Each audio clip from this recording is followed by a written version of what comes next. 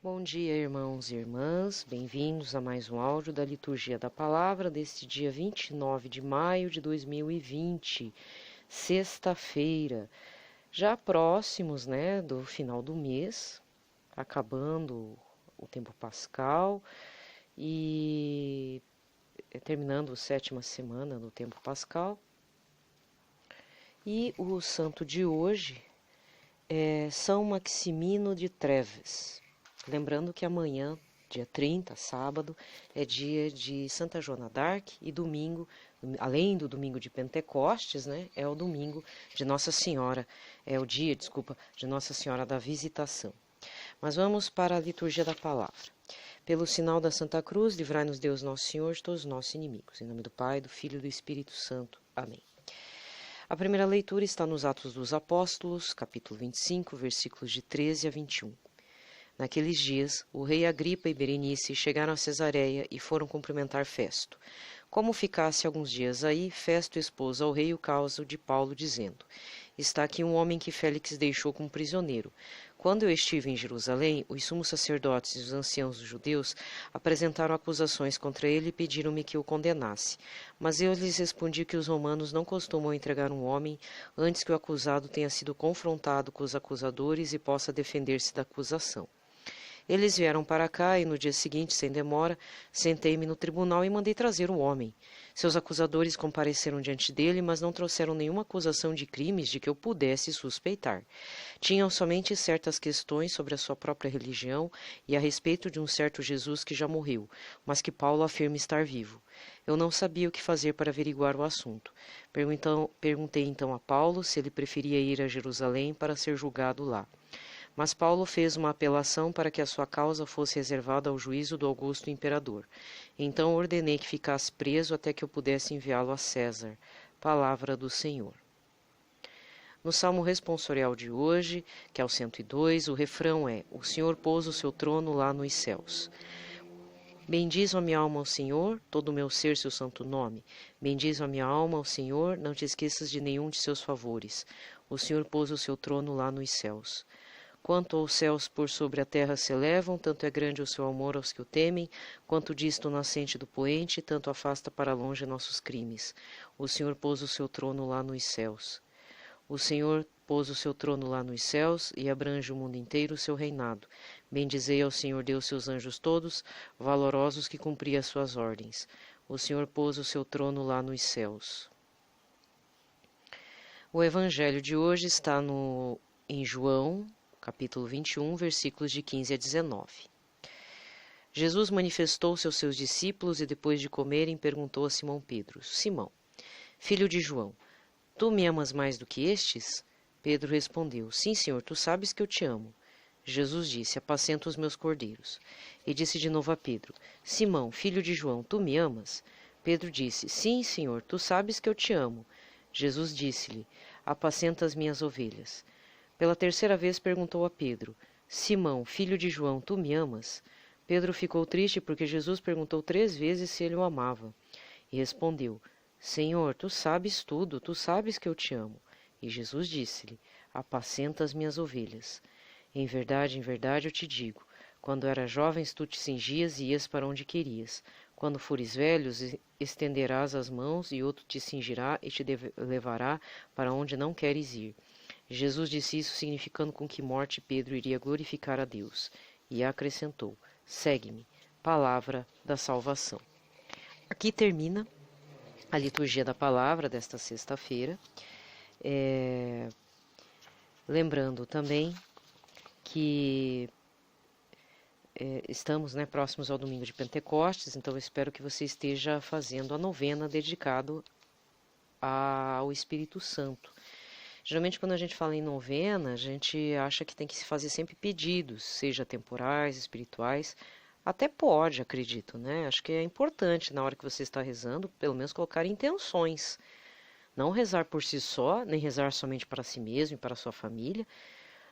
Até se você rezar para entes queridos da sua família, é até um ato de amor, de caridade, de sacrifício.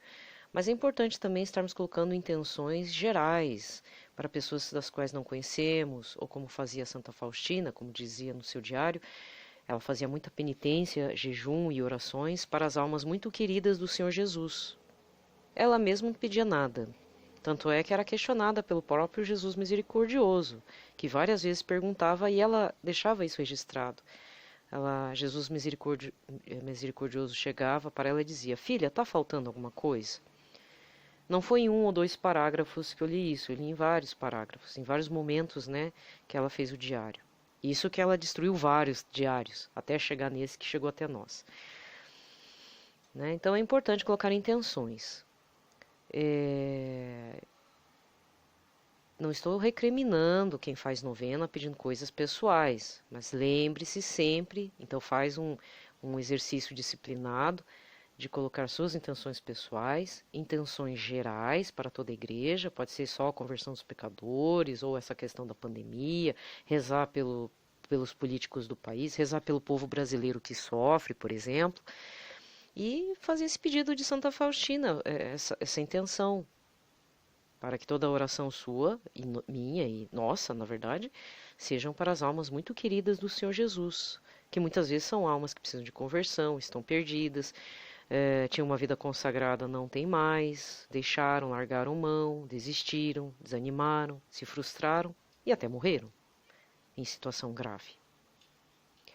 Lógico que a gente não pode já definir que a alma foi parar no inferno, a gente reza para todas as almas dos falecidos e tudo, a gente não pode julgar isso, quem julga é Deus. E mesmo assim, o Senhor e Nossa Senhora aproveitam essa oração, vamos supor que a alma que a gente está rezando caiu no inferno.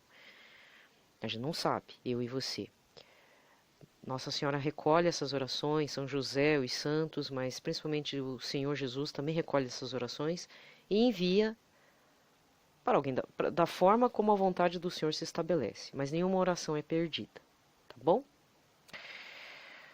2 pontos importantes, 2 pontos que saltaram aos meus olhos nas leituras de hoje. Com relação ao Evangelho, Jesus pergunta a Pedro 3 vezes: Pedro, tu me amas? Por que essa pergunta, né? O Pedro fica até triste, né? Puxa, perguntando 3 vezes se eu amo Jesus. Talvez seja porque Pedro negou Jesus 3 vezes. Então Jesus está dando um reforço, um lembrete, talvez. Talvez isso seja aquele espinho na carne, né? Aquela culpa permanente, crônica, que fica na nossa consciência, sabe como? Talvez tenha ficado na consciência de Pedro ao negar Jesus. Acho que carregou para a vida inteira. Isso que Jesus ainda foi resgatar Pedro, né? Pedro estava já querendo voltar a ser pescador, porque ele estava se sentindo muito perdido. Mas Jesus tinha, quando Pedro estava caminhando na terra, uma missão muito grande, fundar a igreja do Senhor Jesus, né? Da qual nós somos herdeiros, irmãos, filhos da igreja. Esse é o primeiro ponto. Segundo ponto importante, na primeira leitura, uma pessoa muito importante chega para o seu superior, um casal, né, deve ser governador da região, e fala: olha, tem um cidadão chamado Paulo, dupla cidadania, né, judeu e cidadão aqui de Roma, e ele está sendo acusado aqui, eu quero entender o que está acontecendo.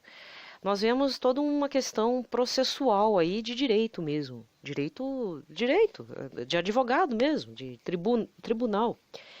E a única coisa, não tem nada a ver, né, na realidade, esse ponto que me chamou a atenção, não é com relação à leitura, lectio divina, não, é uma questão de contexto histórico mesmo. Nós sabemos, ou você deveria saber pelo menos, que o início de todo o tribunal jurídico, toda a aparelhagem jurídica de defesa e de acusação e julgamento, ele nasce no direito romano, né?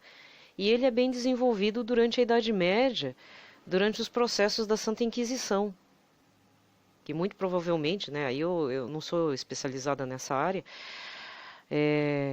acredito que deveria ter mais estudiosos também, tanto na área de direito quanto na área da história, ou eu conheço até advogados que são formados em história, são historiadores também, deveriam estudar um pouco mais essa área da Idade Média, que toda a aparelhagem jurídica das Santas Inquisições, eles são muito bem elaboradas, porque tem Eu não sei se tem a parte de, como direi, a parte de defesa da pessoa, mas a parte de acusação e julgamento, todos os processos da Santa Inquisição da Idade Média moderna são muito bem feitos e já denotam o exercício da profissão que viria a ser atualmente falando, né?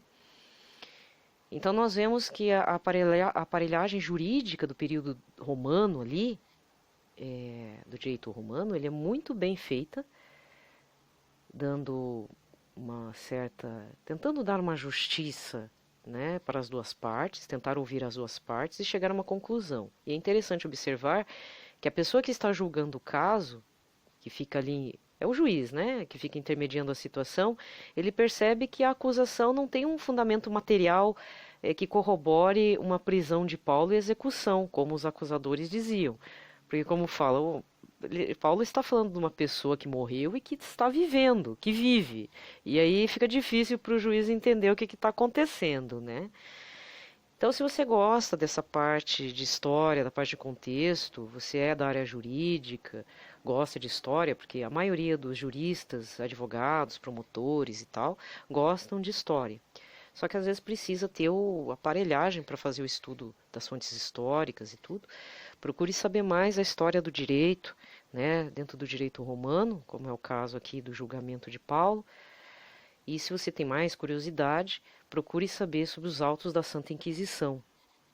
Teve a Santa Inquisição aqui no Brasil, no período colonial, então nesse período da Idade Moderna, já indo para, né, a idade mais contemporânea. Mas nós não podemos esquecer também de processos medievais que aconteceram na Itália. De repente tem pessoas que são presbíteros, são consagrados, têm acesso às fontes históricas do Vaticano. Você pode também, não sei, né? Vai que você é amiguinho de alguém lá que detém as fontes históricas do Vaticano. Mulher não pode, pesquisadoras não fazem pesquisa. Eu sei que pesquisadores, homens, né, têm acesso a alguns setores do Vaticano que podem estar fazendo a pesquisa.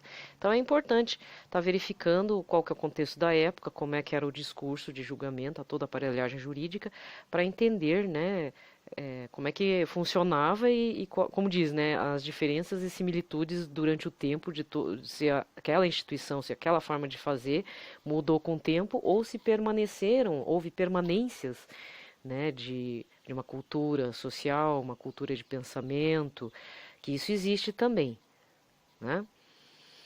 Mas, por outro lado, agora eu vou falar no sentido do Espírito Santo, que o Espírito Santo também é o nosso advogado com A maiúsculo. Né? Aí temos que lembrar de Santo Estevão. Foi julgado, condenado e apedrejado, mas quem colocou as palavras na boca dele, que deu coragem a ele até o fim da vida, Jesus enviou o Santo Espírito Santo. Então, cheio do Espírito Santo, ele que nos defende, não somos nós que nos defendemos por nós mesmos ou que tenhamos que ter uma tribuna de advogados de defesa, mas imbuído, né, cheio do Espírito Santo, nós podemos estar dando um bom testemunho, mesmo em tribunais humanos, né? Então, fica a reflexão do dia. Eu sei que, né, vai ter gente pensando assim, xiii, delirou, né? Delirei. Mas é que realmente me veio isso. Para amanhã, no dia de Santa Joana d'Arc, eu também vou dar uma deliradinha em cima. Não tem nada a ver também com a Lectio Divina. Dá muito menos com a vida da Santa Joana d'Arc, mas é que me veio uma referência de uma obra da literatura brasileira que aí eu vou fazer a referência amanhã.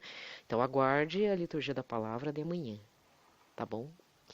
Então fique em paz, na paz de Cristo, uma ótima sexta-feira, um ótimo começo de fim de semana para todos.